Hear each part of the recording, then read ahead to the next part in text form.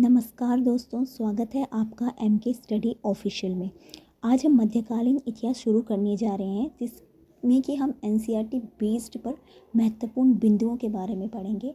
देखिए फ्रेंड्स, इसमें मैं आपको डिटेल से हिस्ट्री नहीं पढ़ाऊंगी, केवल हम उन्हीं बिंदुओं के बारे में बात करेंगे जो कि पेपर के रिगार्डिंग इम्पोर्टेंट है।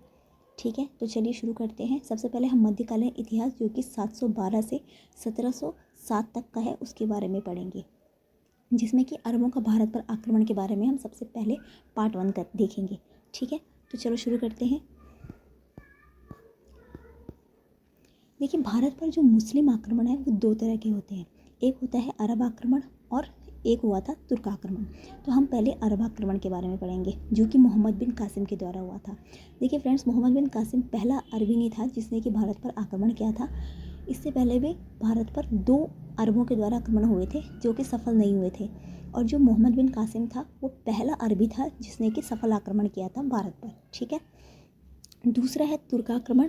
तुर्क आक्रमण महमूद गजनवी, जिसको कि गजनी के नाम से भी जाना जाता था, और मोहम्मद गोरी, ठीक है, इनके बारे में पढ़ेंगे हम।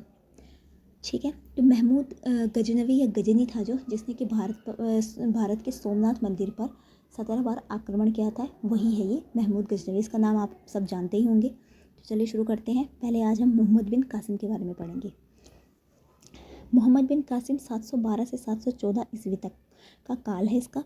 ठीक है, तो मोहम्मद बिन कासिम के नेतृत्व में अरबों ने भारत पर पहला सफल आक्रमण 712 ईस्वी में किया था। भारत पर आक्रमण करने वाला पहला मुसलमान था। सिंध पर आक्रमण किया था इसने, और भारत वहाँ के शासक जो कि दाहिर ब्राह्मण था उसको हराकर उसने सिंध पर कब्जा कर लिया था। प्रथम मुस्लिम था जिसने कि जजिया कर की शुरुआत की थी। अब जजिया कर क्या होता है, जो गैर मुसलमान होते हैं उनसे लिया जाता है। यानी कि अगर हम आपको सुरक्षा दे रहे हैं उसके बदले कि आप मंदिर जा रहे हैं वगैरह वगैरह, तो उसके बदले जो कर लिया जाता था मुस्लिमों के द्वारा उसको जजिया कर कहा जाता था। ठीक है, विधवा ब्राह्मण विकलांग से जजिया कर नहीं लिया जाता था। सोने के सिक्के चलाए किसने, मोहम्मद बिन कासिम ने। इन्हें क्या कहते थे, दिरहम सिक्के कहते थे। ये जो सोने के सिक्के होते थे इनको दिरहम सिक्के कहा जाता था। भारत में सबसे पहले अरबी घोड़े लेकर आया था मोहम्मद बिन कासिम। ठीक है, खजूर की खेती जो कि सिंध में होती थी, और ऊंट पालन की शुरुआत भी मोहम्मद बिन कासिम ने की भारत में। मानचित्रावली का सबसे पहले निर्माण भी अरबियों ने ही किया था, और मोहम्मद बिन कासिम भी क्या था, एक अरबी था। 714 में इसकी मृत्यु हो गई थी। अब स्टूडेंट्स, कुछ ध्यान देने वाली बातें हैं, ज़रा इनको ध्यान से देखिए।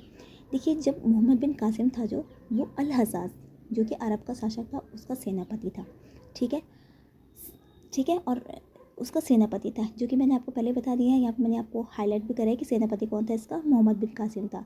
सिंध का शासक था उस टाइम में दाहिर, जो कि एक ब्राह्मण था। ठीक है, और उस पर आक्रमण क्यों किया था मोहम्मद बिन कासिम ने, क्योंकि दाहिर ने क्या किया था, सिंध से गुजरने वाले अरबों के जहाज़ों पर आक्रमण किया था। ठीक है, क्योंकि व्यापार करते थे, और जब इनका जहाज़ सिंध की तरफ से गुजर रहा होता है तो दाहिर क्या करता है, उन जहाज़ों को अपने कब्जे में ले लेता है, जिसके कारण अल हज्जाज मोहम्मद बिन कासिम को भेजता है सिंध पर आक्रमण करने के लिए, और वो उस आक्रमण में सफल भी हो जाता है और सिंध को अपने कब्जे में कर लेता है। ठीक है, और आक्रमण का उद्देश्य आपको पता ही है, धन दौलत लूटना और इस्लाम का प्रचार करना।